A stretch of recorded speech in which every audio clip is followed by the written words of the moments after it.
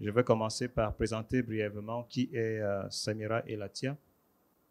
Elle est professeure titulaire en éducation et vice-doyenne aux études supérieures à la faculté Saint-Jean, donc c'est à l'Université de l'Alberta.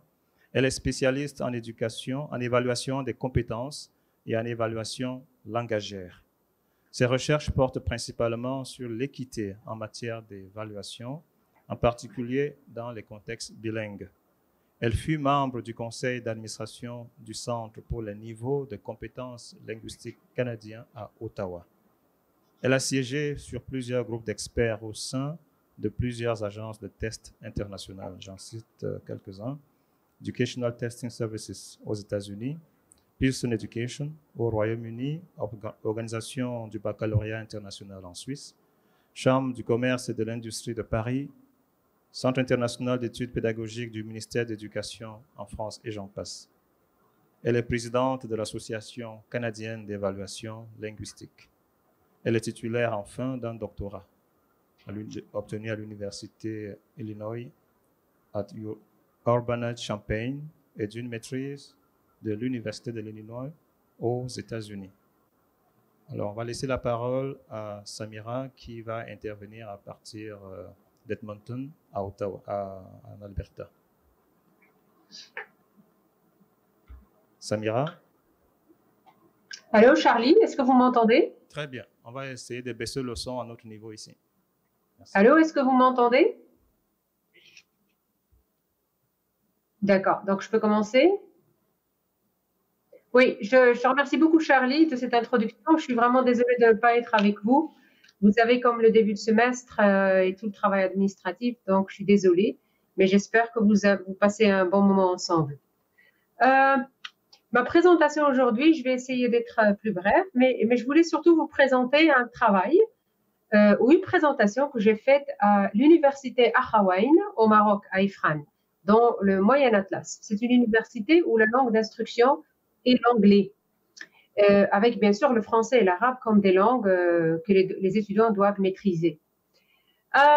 Et là, ce que je leur ai présenté, c'est un travail que j'ai fait sur ce qu'on appelait ici à l'Université de l'Alberta, c'est the graduate attribute, les attributs pour terminer, pour graduer, pour avoir son diplôme, que l'Université de l'Alberta reconnaît comme étant les étudiants reçoivent ça. Et moi, j'avais travaillé sur une plateforme pour l'évaluation de ces graduate attributes. Et eux, au Maroc, il y a un grand mouvement pour avoir les compétences dans l'éducation supérieure, des compétences au-delà du modèle archaïque qui existe en ce moment. Donc, au début, je vais vous présenter un petit peu la plateforme interactive que j'ai développée, juste pour vous donner une idée, c'était quoi le produit, et au final, c'était quoi les défis, et pourquoi est-ce que implémenter quelque chose de similaire au Maroc ne marcherait pas, ou ça poserait beaucoup de difficultés dans le modèle tel qu'il est en ce moment. Tout d'abord, je vais commencer par d'abord définir un petit peu les terminologies que j'utilise. Donc, la définition de graduate attributes, et là, je me réfère à un travail de Bowden. Donc, tout le mouvement, un petit peu d'historique dans ce qu'on appelle les compétences transversales aux études supérieures a commencé vraiment au début du siècle. Quand les institutions, on a commencé les gens qui financent les universités à poser la question, mais quel est votre rôle dans la société? Quel genre d'étudiants, de citoyens est-ce que vous produisez? Sortent sont diplômés de vos institutions. Et la question, elle est vraiment très financière parce qu'il y avait des étudiants, et là, ça a commencé en Australie, aux États-Unis, en Angleterre et au Canada. C'est que vous recevez du financement des gouvernements, les étudiants terminent leurs études, mais ils ne travaillent pas. Donc là, ça posait un problème, et c'est purement un problème financier, économique. Et là, on a commencé, tout le mouvement a commencé pour avoir ce qu'on appelle les compétences transversales, pour que les étudiants seront outillés non seulement dans l'éducation libérale, sociale, scientifique, mais aussi avoir des compétences, des acquisitions qui leur permettent de travailler dans le monde, dans le 21e siècle. Donc là, vous avez la définition de Bowden qui date de l'an 2000, et c'est vraiment, c'est ce que les compétences transversales, ce sont ces qualités, ces compétences que la communauté universitaire, donc toute la communauté universitaire, ils se mettent d'accord que c'est ça ce qu'on désire, que l'étudiant développe de l'ordre de leur cursus scolaire. Et bien sûr, ça touche au savoir tout d'abord, ensuite la compréhension de ce qui se passe, les skills ou bien les habiletés qu'ils développent, les attitudes. Quelles sont leurs attitudes? Un étudiant qui entre en première année et après à la fin, quelles sont les attitudes vis-à-vis de l'humanité, vis-à-vis des questions politiques et ainsi de suite. Les valeurs qu'on développe chez l'étudiant et bien sûr les dispositions de l'individu à la fin de leur cursus. Comment est-ce qu'ils sont ouverts à ça? Ici, à l'Université de l'Alberta, le comité, le campus Saint-Jean a joué un grand rôle à définir ces compétences-là. Ça a commencé en 2005-2007 et puis l'Université d'Alberta, enfin le bureau du prévôt a pris le travail de l'Université du campus Saint-Jean pour implémenter ça en 2011 comme étant la base des compétences transversales de l'Université de l'Alberta. Et c'est la confiance, la créativité, la collaboration, la communication, la pensée critique, la responsabilité éthique et puis bien sûr toute la question de la scholarship, l'hérédité. Ça, c'est qu'on dit que l'université, à la fin d'un cursus scolaire, l'étudiant est plus ou moins maîtrise à un niveau au minimum adéquat ces sept compétences transversales. Et on acquiert ces compétences-là non seulement dans la salle de classe, mais aussi dans tout ce qui est comment dirais-je là, extracurriculaire. Ah, ça, bien sûr, pour vous donner une idée là, chacune de ces compétences-là, les 7 compétences, il y a des compétences sous-compétences, les indicateurs des compétences. Et puis nous, on a pris ça et puis on a développé comment est-ce qu'on va faire pour les évaluer. Et parmi la liste que vous avez ici devant vous, on les a organisés comme il y en a ceux qui en sont vraiment liés avec tout ce qui est savoir, ce qui est vraiment le savoir avec un S majuscule. D'autres, c'est vraiment les habiletés, les skills, les habiletés. Et il y en a d'autres qui sont vraiment des attitudes, comme tout ce qui est question de la global citizenship. Et là, on a fait des catégories, partant de 1 étant le modèle émergent jusqu'à 5 qui sont exceptionnels. Et puis, on a fait, par exemple, tout ce qui est les compétences transversales qui ont trait à tout ce qui est le savoir. Donc, vous avez ça devant vous, les niveaux de 1 à 5, 1 étant émergent, le 5 exceptionnel. Vous avez le principe derrière. Vous avez les actions. Qu'est-ce qui fait l'étudiant à partir de décrire et définir jusqu'à évaluer et critiquer. Et là, par rapport à tout ce qui est le travail de Bloom, c'est le savoir jusqu'à l'évaluation qui est le niveau le plus élevé dans la taxonomie de Bloom. Pour tout ce qui est ce qu'on appelle les habiletés, les skills, là encore, vous avez émergent exceptionnel. Vous avez là, on a utilisé l'analogue de Dreyfus, novice et expert. Et au troisième, vous avez tout ce qui est attitude, toutes les compétences transversales par rapport à nos attitudes, par exemple, envers l'environnement, envers l'autre, ainsi de suite. Et là, on parle d'émergents exceptionnels dans les niveaux. Et puis, vous avez en partant de awareness, qui est vraiment conscient de la chose, ça devient un comportement consistant.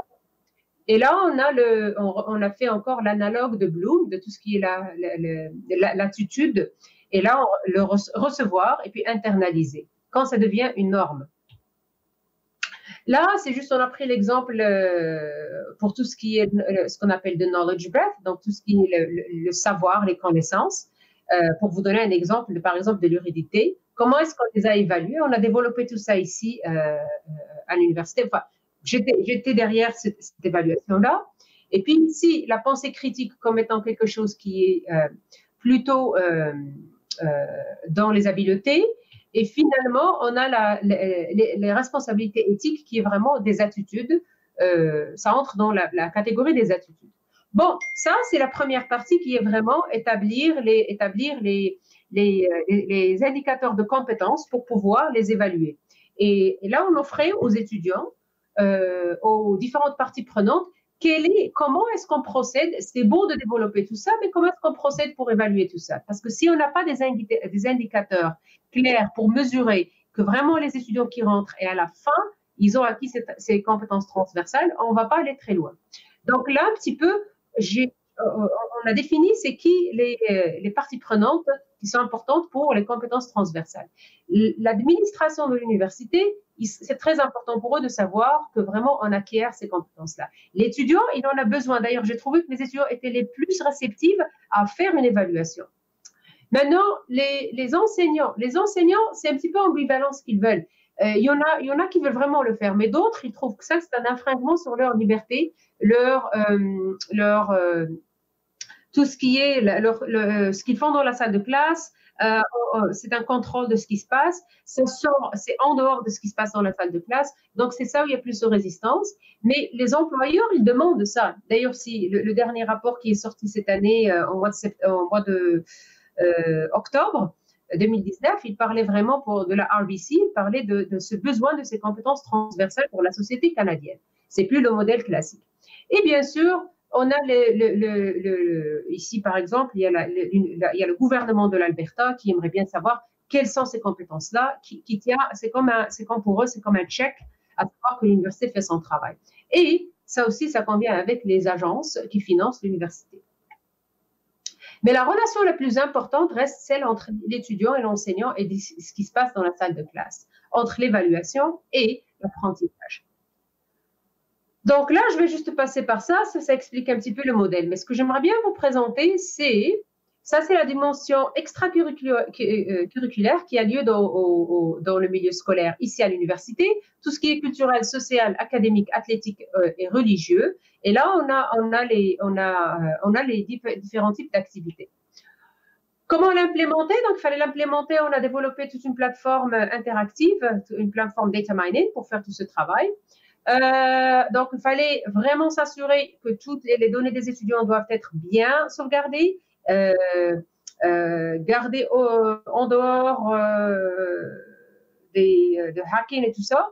Il fallait que les étudiants puissent être confortables, que leur nom, tout ce qui est confidentialité, l'anonymat, et ainsi de suite. On avait l'enseignant avoir le lien avec les élèves, mais avec l'administration, ils reçoivent un rapport qui ne contient pas les noms, qui a été anonymisé, confidentialité, ainsi de suite. Et là, c'est un petit peu le type de modèle qu'on avait dans le Learning Management System. Comment est-ce que les trois entités universitaires au sein de l'université réagissent dans ce modèle d'évaluation. Là, je partage avec vous un petit peu quelque chose qui explique la complexité de ce qu'on a voulu vraiment faire. Qu'est-ce qu'il apporte à tout le monde? Par rapport à l'étudiant qui fait l'évaluation chaque semestre, et ça cumule, il reçoit ce qu'on appelle un course recommender, une recommandation de cours. C'est comme là, quand vous achetez quelque chose de Chapter ou bien de Amazon, et là, on vous dit, on vous recommande, les gens qui ont acheté ce livre-là, on leur recommande ce livre-là. Donc, c'est la même chose pour les étudiants. Si vous n'avez pas encore adressé certaines compétences dans vos cours, dans votre cursus, on vous demanderait de voir si vous pouvez prendre d'autres cours ou faire certaines activités. Donc, l'étudiant regarde son propre progrès et c'est quelque chose qu'il peut utiliser dans son portfolio individuel quand il termine pour démontrer qu'il a acquis ses compétences transversales. Pour l'instructeur, c'est une évaluation parcours et puis l'enseignant, ça le sensibilise à voir comment est-ce qu'il adresse ses compétences transversales dans le cours. Donc, ça va mener à une façon de vraiment remodeler le cours de façon à ce que les compétences transversales font partie des objectifs d'apprentissage, les learning outcomes dans le cours. Et puis l'administration, c'est pour elle de savoir comment gérer les programmes, à quoi donner la force, où sont les lacunes, ainsi de suite. Pour le chercheur, qui est dans mon cas là, ça nous donne vraiment tout ce qui est la dimension analytique. Ça nous donne comment nos étudiants changent d'un semestre à un semestre. C'est quoi leur bac? C'est un outil très riche. Mais pour les employeurs, et ça, on a pu le faire dans l'université à Maastricht, aux Pays-Bas, c'est que, mais eux, leur système est bien différent du nôtre. C'est un système où les employeurs viennent à l'université, qui est une université de l'État, et leur demandent est-ce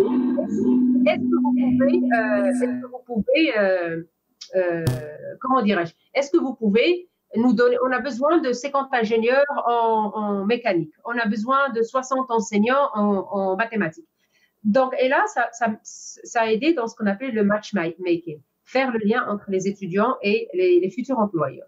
Mais là, ce sont parmi les universités qui ont ce lien avec les employeurs. Là, brièvement, là, je vous ai expliqué la plateforme qu'on a développée. Donc, cette plateforme-là, l'université au Maroc s'intéressait à en savoir plus. Donc, j'ai fait cette présentation, bien sûr, avec beaucoup plus de détails. Ça a duré 2 jours de travail. Mais c'était clair pour moi que ça n'allait pas marcher. Absolument pas. Ça n'allait pas marcher parce qu'il y a des problèmes de technologie. Alors qu'ici, à l'Université de l'Alberta, on a le centre d'intelligence artificielle avec mon collègue Dr Zayan qui le gère, qui est vraiment, on a les dernières technologies, on a un maintien très fort par rapport à ce qu'on peut faire avec tout ce qui est le data mining et l'analyse learning analytics.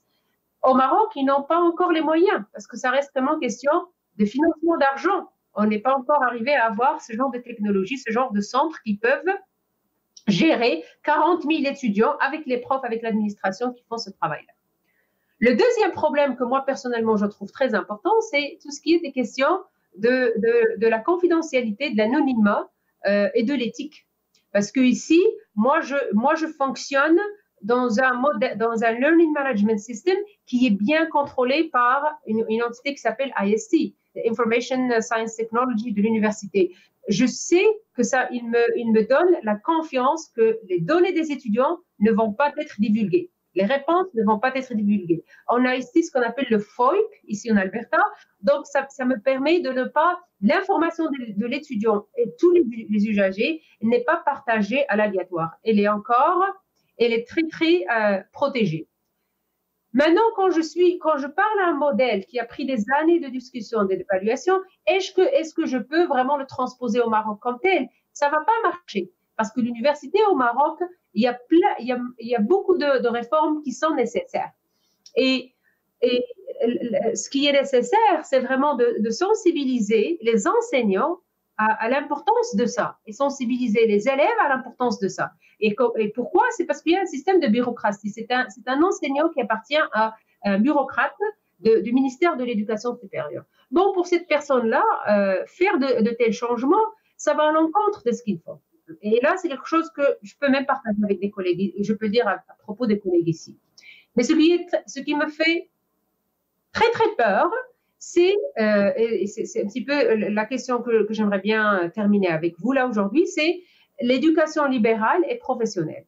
Est-ce qu'on passe dans un pays dont on a besoin, comme le Maroc, de gens qui vont penser pour apprendre plus de libéral à quelque chose qui est plutôt très professionnel, vraiment quelque chose, faire un travail, ou quel est le rôle d'un certain modèle de compétences transversales dans un pays qui a aboli l'éducation de la philosophie depuis les années 80. Quand Hassan II, il y avait des émeutes des étudiants à l'université au Maroc. Bon, bien sûr, l'armée est descendue dans les rues pour mettre fin à ça, mais ce qui est ensuite, c'est qu'on n'enseigne plus l'université au Maroc, la philosophie comme une branche. Jusqu'à où est-ce qu'on peut aller pour que le citoyen engagé ou bien le travailleur qui va faire son travail, avoir son salaire et arrêter. Et c'est ça un petit peu les choses. Bon, je ne pouvais pas leur dire ça, mais ce sont des choses que moi, j'avais vécu à prendre un modèle dans une société comme la nôtre et essayer de le transposer dans des sociétés qui en voie de développement, comme ce qui est le cas au Maroc, sachant que l'université au Maroc a vraiment besoin de grandes réformes d'éducation. Là, je pense, je suis restée dans les 15 minutes qui m'a été allouée. Je suis désolée de ne pas être avec vous, mais je vous remercie de l'attention que vous m'avez donnée et j'espère que ce n'était pas trop d'informations. Merci énormément.